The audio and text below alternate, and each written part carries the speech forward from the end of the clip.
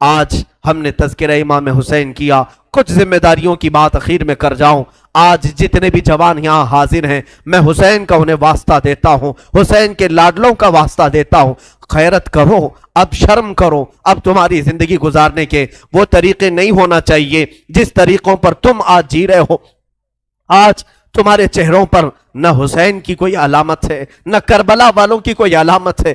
اے میرے عزیز بچوں، اے میری ماں اور بہنوں، اٹھو، کربلا والوں سے اگر تم محبت کرتے ہو تو آج علم حسین لو، اور علم حسین کا نام پنجا نہیں بلکہ در حقیقت علم حسین قرآن مجید کا نام ہے۔ تم اپنے ہاتھوں میں اس مصحف پاک کو اٹھاؤ۔ کیا تم نہیں دیکھتے سر امام حسین بھی تلاوت کر رہا تھا جب دمشق کے بازار میں حسین کا سر لایا گیا تھا؟ اس وقت بھی لوگوں نے دیکھا نیزے کے اوپر سے امام حسین کے لبوں سے یاسین مبارکہ کی تلاوت کی آواز آ رہی تھی۔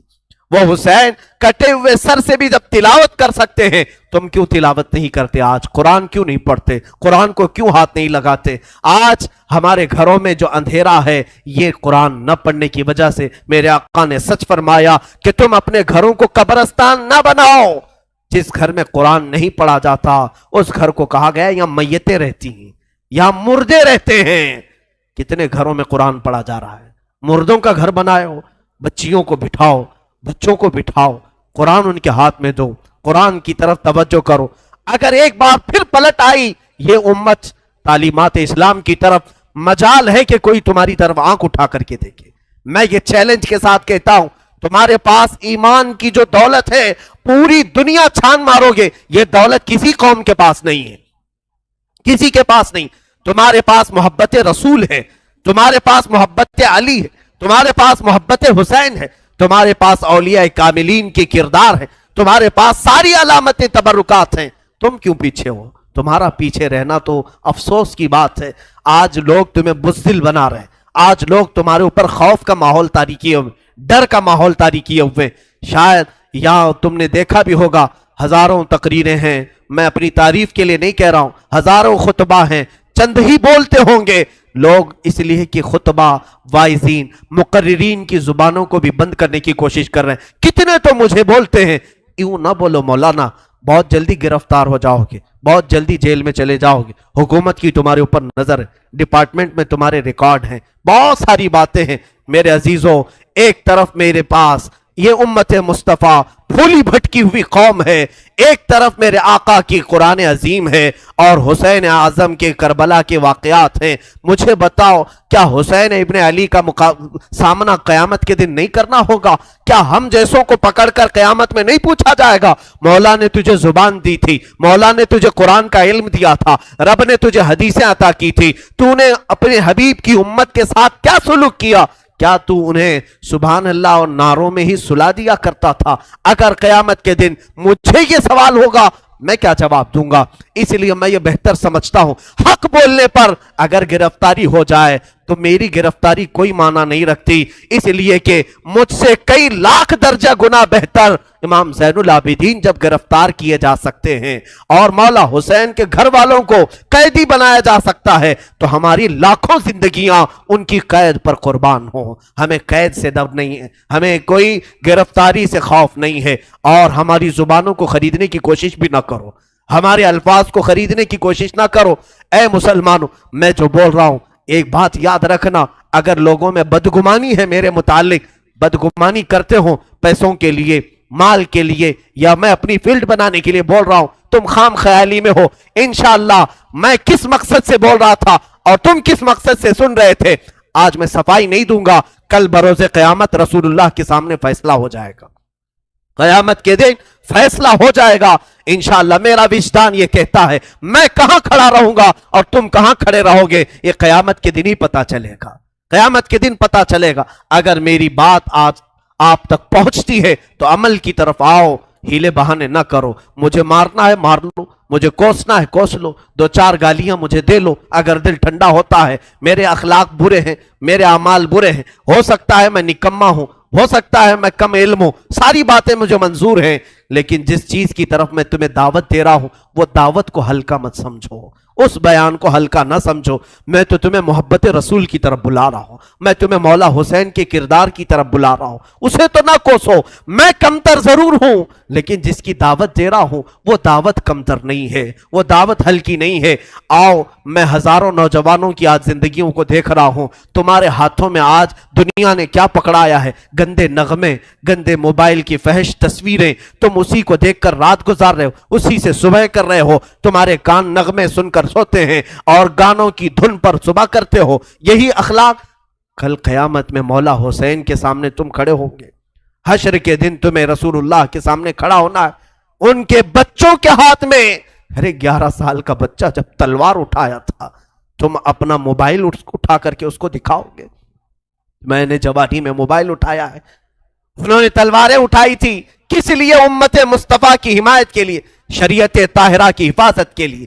اس لیے میرا آخری یہ میسج ہے کہ اٹھو وگرنہ حشر نہ ہوگا پھر کبھی، دوڑو کہ زمانہ چال اپنی چل گیا، قوت عشق سے ہر پست کو بالا کر دو، دہر میں نام محمد سے اجالا کر دو، کی محمد سے وفا تو نے تو ہم تیرے ہیں، یہ جہاں چیز ہے کیا لوح و قلم تیرے ہیں۔ اقبال نے سچ کہا تھا، نہیں تیرا نشیمن قصر سلطانی کے گنبد پر، تو شاہین ہے بسیرا کر پہاڑوں کی چٹانوں پر۔ آج تم جہاں جی رہے ہو یہ تمہارا مقام نہیں، یہ تمہاری جگہ نہیں۔ اور عورتوں سے، بچیوں سے گزارش ہے، ارے اس ننھی سکینہ کو دیکھو جس نے قیدی حالت میں بھی اپنے پردے کی فکر کی ہے، اپنے دوپٹے کا خیال کیا ہے۔ تمہیں آج ساری آسائشیں، ساری نعمتیں ملی ہیں اور بازار میں مٹک مٹک کر کے چلنا، لوگوں کو اپنی زینت کی طرف دعوت دینا، اپنے جسموں کو آشکار کرنا، کیا یہ سکینہ کے اخلاق ہو سکتے؟ فاطمہ کے گھر کے اخلاق ہو سکتے؟ بچیاں توبہ کرو، تمہارا جسم شیطان آوارہ کرنا چاہتا ہے۔ تم نے اگر اپنے جسم کی نمائش کی، لوگوں کی توجہ اور ان کی آنکھیں اپنی طرف مبذول کرنے کے لیے، قسم رب ذوالجلال کی تمہارے جسم کی چمڑیاں فرشتے اس طرح سے چھیلیں گے، اس طرح سے کہ حدیث پاک میں ملتا ہے 1 گھنٹے میں 70 بار چمڑی بدلی جائے گی۔ 1 گھنٹے میں 70 بار۔ ذرا بلیڈ سے چمڑی نکال کر کے دیکھنا، پتا چلے گا چمڑی ادھیڑنے کی سزا کیا ہوتی۔ اگر تم نے اپنے عورتوں کی حفاظت نہیں کی، اپنے سطر کی حفاظت نہیں کی، بڑی سزا میں گرفتار ہو جاؤ گے، بہت بھیانک عذاب میں گرفتار ہو جاؤ گے۔ قیامت کے منظر کو اب چندہ ضرورت نہیں کہ میں اپنی بات کو طویل کروں، میں صرف میسج یہی دینا چاہتا تھا، آج قرآن کو پھر سے عام کرو، آج عہد کر کے اٹھو کہ شریعت مصطفیٰ کو پھر سے ہم قائم کر کے دکھائیں گے۔ اذانیں ہوں گی تو اپنے کاموں میں نہیں، ہم مسجدوں میں سر جھکانے کے لیے آئیں گے، اس لیے کہ مولا حسین تلواروں کی جھنکار میں جب سجدہ کر سکتے ہیں تو آج ہمیں نعمتوں میں اللہ کھلا رہا ہے، پلا رہا ہے، سلا رہا ہے، کیوں ہم بستر چھوڑ کر ایک بار مسجد نہیں آ سکتے؟ ہم اپنی دکان چھوڑ کر مسجد نہیں آ سکتے؟ ہم اپنا کام چھوڑ کر مسجد نہیں آ سکتے؟ میرے عزیزو، اگر مسجد نہ ملے، جہاں میسر ہو سجدہ کر لو، جہاں موقع ملے اپنی نماز کمپلیٹ کر لو، اس لیے کہ قیامت کے دن یہ اگر تمہاری کچی رہی تو سارے معاملات میں پھنس جاؤ گے۔ جس کی نمازیں نکل گئی پھر وہ ہر چیز میں نکل جائے گا انشاءاللہ العزیز۔ آخر میں انشاءاللہ العزیز اذان کے بعد میں 2 چند آپ کے سامنے اعلانات پیش کروں گا۔ بارگاہ الہی میں دعا ہے، مولا کریم کہنے سننے سے زیادہ عمل کی توفیق عطا فرمائے۔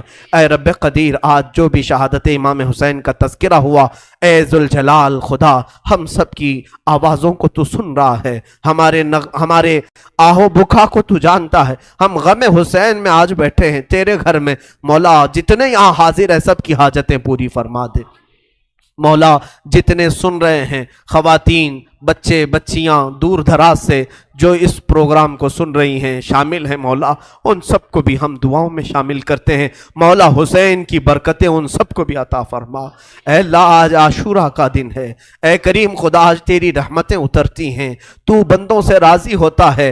حسین کے خون کا واسطہ، علی اصغر کے خون کا واسطہ، ہم گناہوں سے توبہ کرتے ہیں۔ مولا ہم سب کو سچی توبہ نصیب فرما، گناہوں سے بیزاری عطا فرما، گناہوں کے مرض سے شفا عطا فرما، ہمیں آنکھوں کی حیا عطا فرما، زبان کی طہارت عطا فرما، دل کو وسوسوں سے بچا لے، ہمارے ہاتھوں اور پیروں کو غلط کاموں سے محفوظ فرما لے۔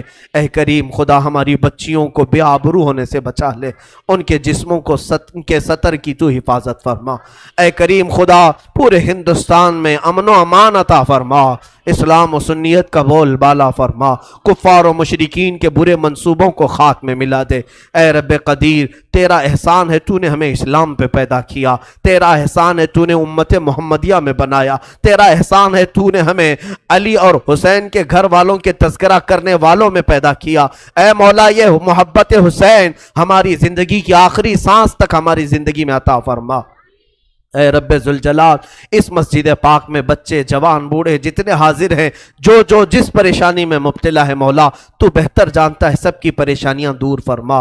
اس پورے محلے پر مولا ہمارے آس پاس جتنے گھر ہیں، اس پورے محلے پر زمینی آسمانی بلاؤں سے تو حفاظت فرما، غیب سے برکتوں کا نزول فرما۔ اے خلاق العالمین ارحم الراحمین تیرے دربار میں صرف اتنی التجا ہے، اگر ہماری زندگی باقی رہی ان آنکھوں کو ایک بار تیرے حبیب پاک کے چہرے کی زیارت نصیب فرما، مولا حسین کے چہرے کی زیارت نصیب فرما، مولا بغداد کربلا اور مدینہ طیبہ کی زیارت نصیب فرما، ہم سب کو حج مقبول نصیب فرما، ہماری دعاؤں کو رسول کریم صلی اللہ علیہ وسلم کے نالین پاک کے صدقے قبول فرما۔ ان اللہ وملائکتہ یصلون علی النبی یا ایھا الذین آمنوا صلوا علیہ وسلموا تسلیما۔ اللهم صل على سيدنا ومولانا محمد معدن الجود والكرم وآله وأصحابه الكرام وابنه الكريم وبارك وسلم سبحان ربك رب العزة عما يصفون وسلام على المرسلين والحمد لله رب العالمين۔